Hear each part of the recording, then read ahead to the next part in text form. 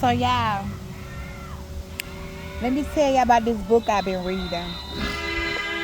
I'm on page 102. I'm on page 102. I've been reading this book, and the name of the book is Heaven is for Real. Y'all, this a bad book.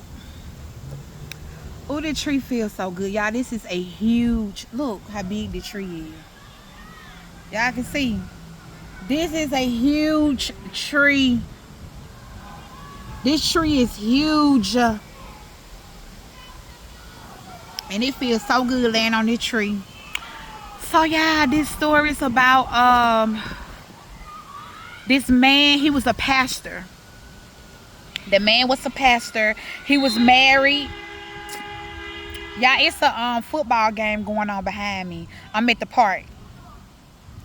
Of course, you guys can see that I'm outside. But anyway, so it's about this guy. He was a pastor. He was married. He had a wife.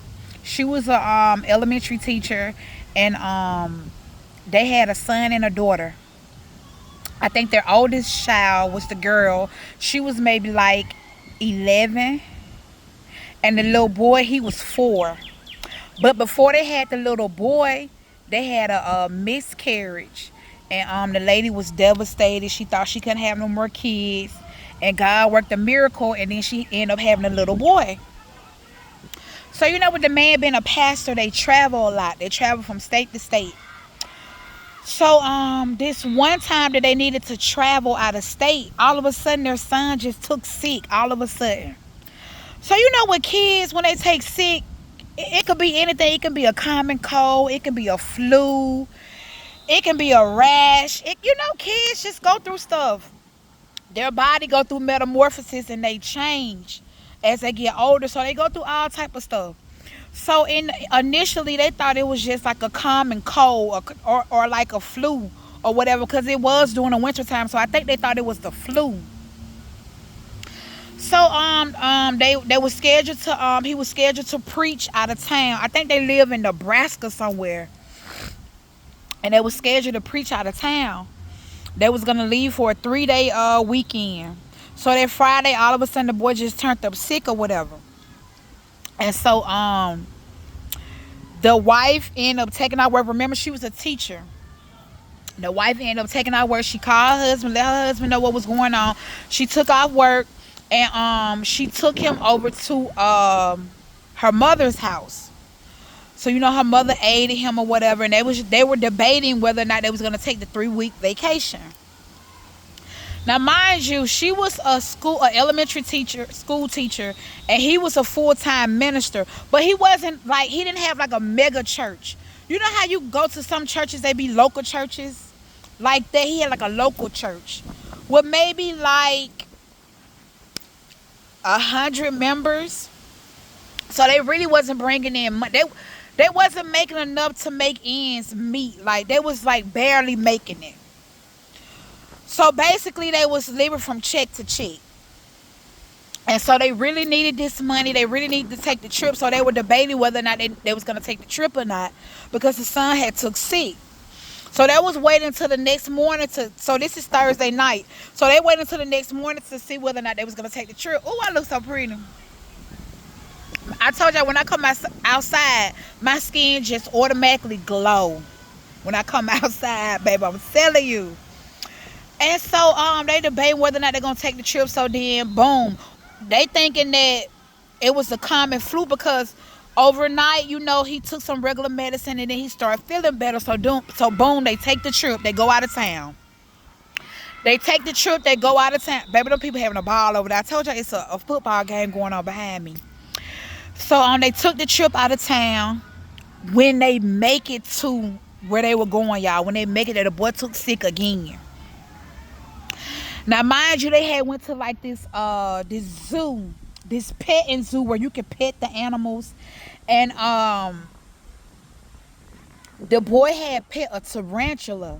So they was thinking that maybe he had picked up something from the tarantula, because they had came into their common senses and realized that it wasn't just no regular common flu, because the boy was just throwing up. The boy just kept throwing up constantly, throwing up all night, all day, just throwing up. So then they had to cut their trip short. And so on their way back, the wife had suggested that they go to the children's hospital. And the husband was like, nah, you know, being a pastor, you're going to have faith in everything. You're going to be like, God going to make a way. If you take sick, God going to make a way. Your money low, God going to make a way. Your bills due, God going to make a way. You going through troubled time, God going to make a way. You know, that's just pastoring, period. Especially if you're a churchy person. God gonna make a way, God gonna make a way, God gonna make a way. So boom. The wife suggested that they go to a children's doctor. He like, nah, we're gonna go to the urgent care when we make it to our hometown. So they make it to their hometown, they go to urgent care. They done ran all type of blood tests on the little boy because the boy just sick. The boy sick, y'all. He just vomiting. He can't keep no food down. The boy had got so sick, y'all. While I'm reading the story, I'm just saying to myself, why is he suffering like that? Because I just feel like if you have a loved one and they're going through something, especially like an illness, why would you be selfish and want them to still be sick and going through harshness? I'd rather them just go and meet their maker and just go on to glory than to suffer. That's just my opinion. If you want somebody to just be here suffering, then you kind of selfish. That's just my opinion. But anyway, y'all, the boy just suffering. I'm reading the story. I done lost hope. The name of the book is Heaven is for Real. I have lost hope. Y'all, it had got to the point where the boy couldn't poop. The boy couldn't boo-boo. The boy he couldn't take no food down. The boy couldn't, you know how they hooked the IV up to you, so if you're hydrated or whatever, that made the boy sick. The boy couldn't. Y'all, they got the boy at urgent care. They done ran all kind of tests, all kind of this, all kind of that. They done stayed for 2 days. Mind you, the wife done already told him that they need to go to the children's doctor. So the hospital done told them, urgent care done told them, well, we done did all we can do. Y'all need to take him to the children's hospital. We done all we can do. Y'all, at this point, the boy 4 years old. And y'all already know, well, some 4-year-olds, because some kids are obese. And I ain't gonna say obese because ain't nothing wrong with a little juicy, fat, chunky baby anyway. I don't think it's nothing wrong with a little juicy, fat, chunky baby. But majority of kids, you know, they have to grow into their weight. So as they get older, then you start seeing the weight come on them. So the boy already 4 years old. I don't even think the boy 30 pounds probably. So without him eating, it's been almost a week now. He haven't had no food in his system. He can't poop. He can't boo-boo. He's not eating. He's not taking in no fluids. The boy just, I'm telling you, death just circling the boy. Basically, death is surrounding the boy. They take him they make it to the children's doctor because urgent care did all they can do. They done ran all the blood tests they can run. They did everything they could do. They done make it to the children's hospital. Y'all, they done found out that the baby appendix done bust. So the baby got poison all up and through his body. And you know when your appendix bust, they have to suck all that poison up out of you. Yeah, when the wife heard the news, she almost passed out. The husband, he mad at God. What you mad at God for? God done whispered in the wife's ear and told the wife to tell you to go to the children's hospital. You talking about you want to make it to the hometown to go to urgent care. Now you mad at God. It ain't God's fault. He mad at God, blaming God. Baby, it ain't God's fault. God done whispered in his ear and told your wife what to tell you. You don't want to listen.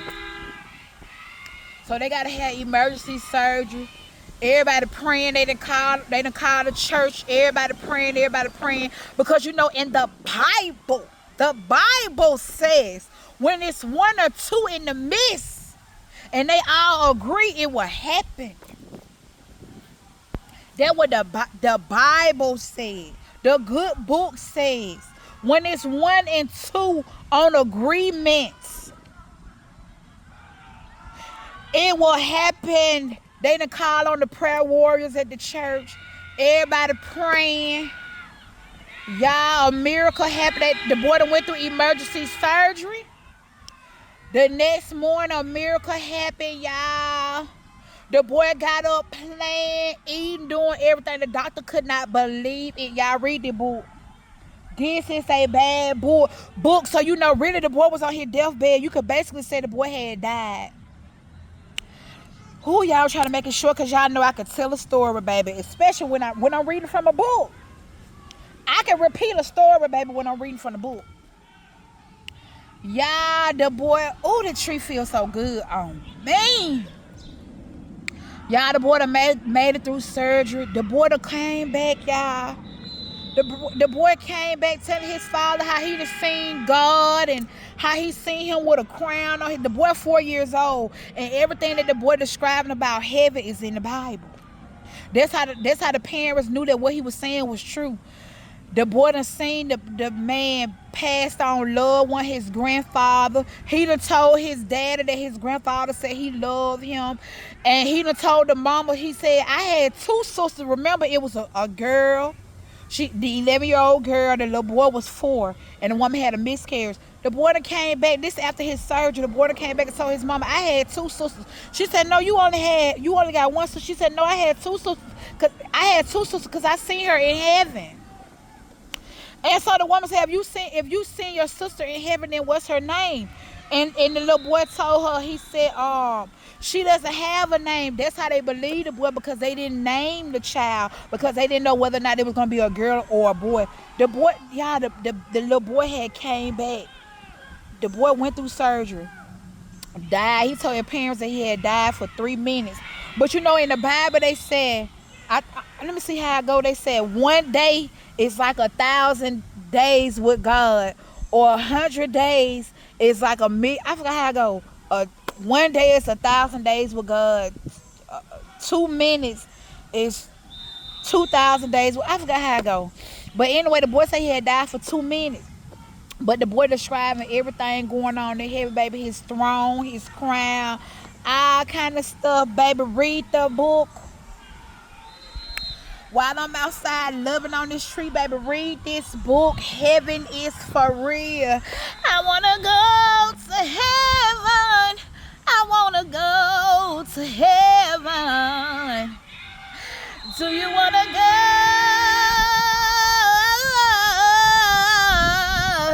There's a place for us.